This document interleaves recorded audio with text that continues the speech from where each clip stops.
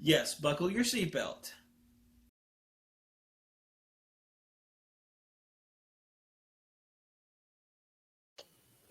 Hello all, welcome to another Roundtable Review. Today we're going to be reviewing TOS episode, What Are Little Girls Made Of?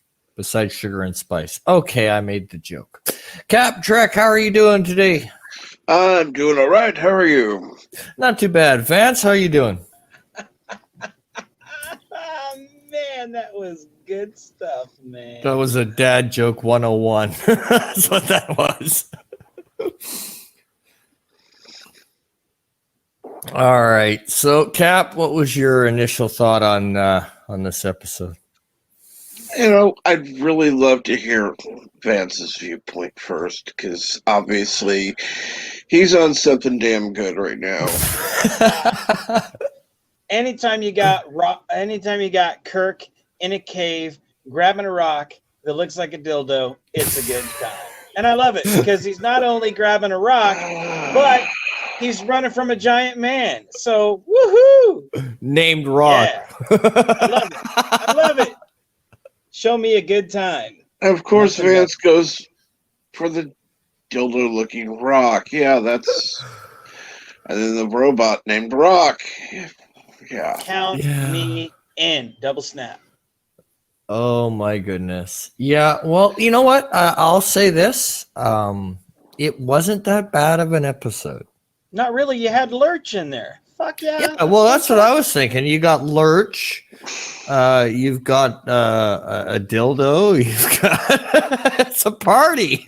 You got androids that You got an you got an S&M android who kisses you and then smacks the shit out of you. I mean, what more could you ask for? That's like Friday night, isn't it? Jesus Christ. Yeah. It was great. And then you had Kirk finally telling Spock off by saying, "Oh, you half. What the hell? What?"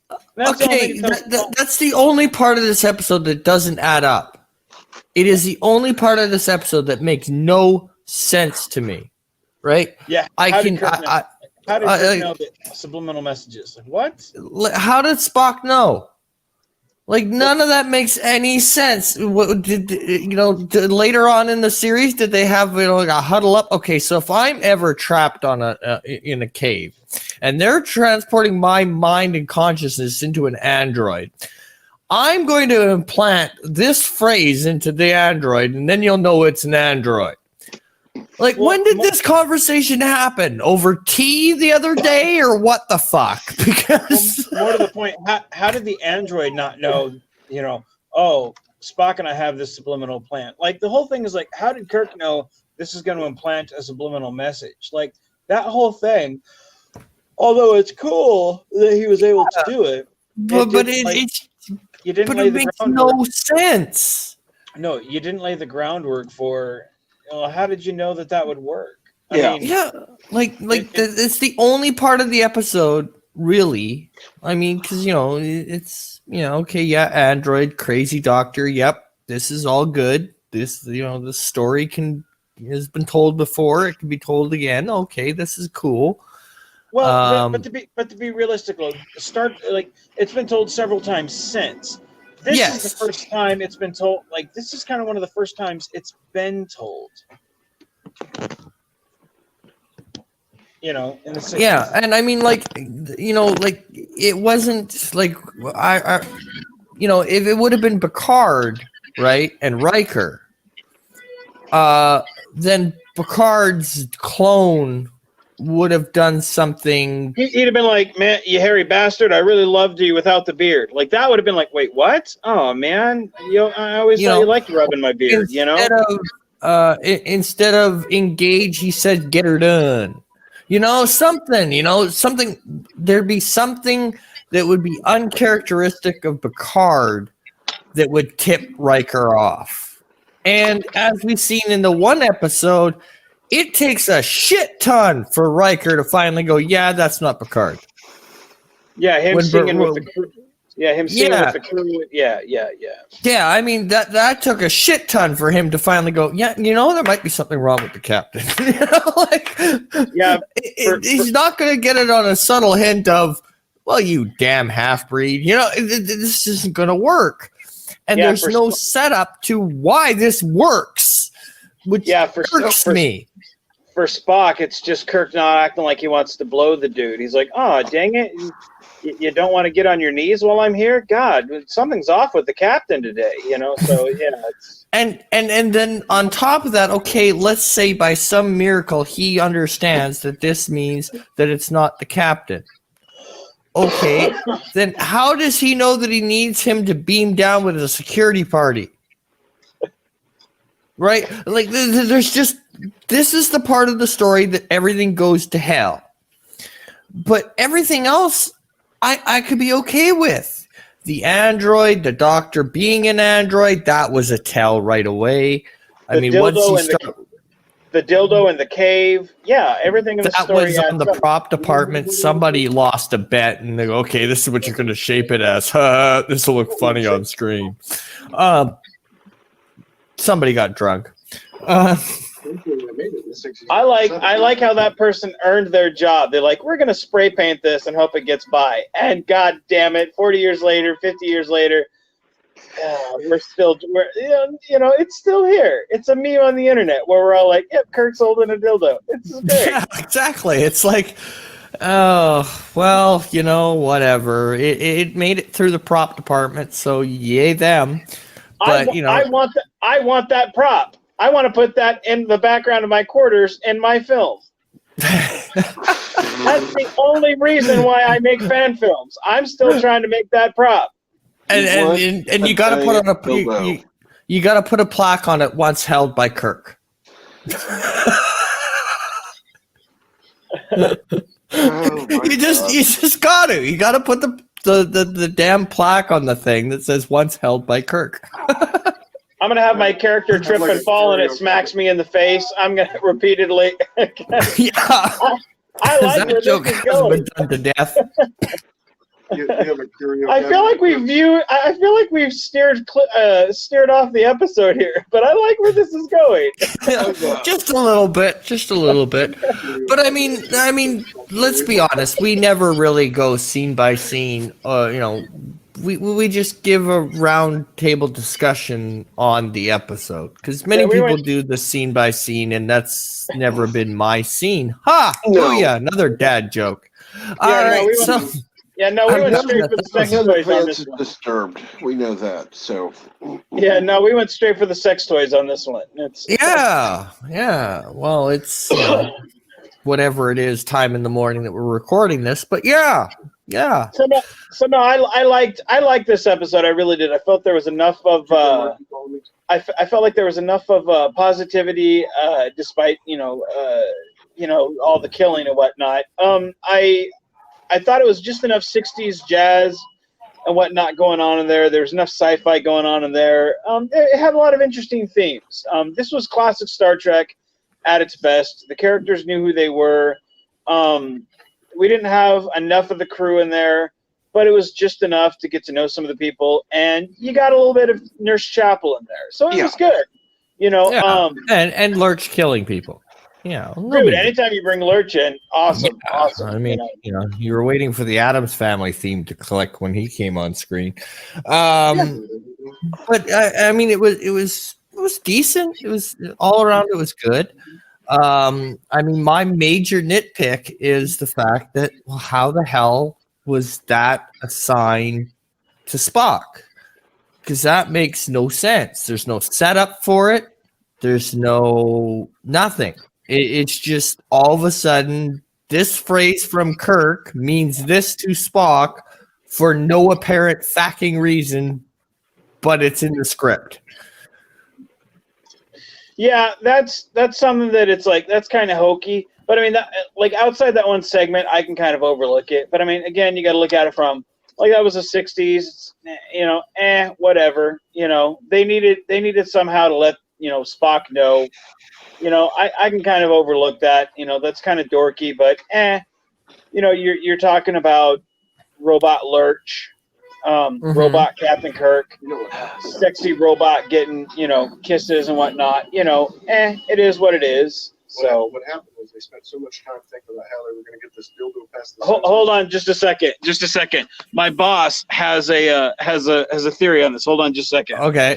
So I think what happened was they spent so much time figuring out how they were going to get this dildo past the censors, and all those like 60-year-old schmucks at NBC at the time, and all of a sudden they get to filming, and then they're like, oh shit, how does Spock figure this out? And they just come up with something on the fly. I think we'll go with that. I think that'll be the official. Yeah, that'll be the official the official rationale there. I agree. And nobody, like it gets onto live TV so that people's, like. I like that. So yeah. So there we go. So I can overlook it. We throw common sense out the window for the dildo. I like that because that's how most pornos start. So I can live with that. Right. So this is as close to porno on national TV as we can get. So I can overlook it. I like it. Vince, we are not going to start reviewing. We're not going to start reviewing pornos. No, that's we do watch Lower Decks, didn't we? Oh wait, sorry. Go ahead, carry on. I was going to say there is Star Trek pornos. So. There are Star Trek pornos, so that's if our ratings I don't think Captain Trek's old enough. Please don't tell me you start making those. I don't think Captain Trek's old enough for those. We'll have to leave those for we'll let them get a little bit more seasoned. We'll start them off on something a little less risque. Well, here's the sad part. I think those pornos may be more Star Trek than Lower Decks, but there's that. some of their stories are actually better than Star Trek stories. So I mean, I am a fan. Like, I actually watched one of them because they were on YouTube because they cut out the sex scenes and they were like, hey, so this is a fan film, and I was like, oh, right on. So I watched it and I was like, wait a second, I know some of these actors.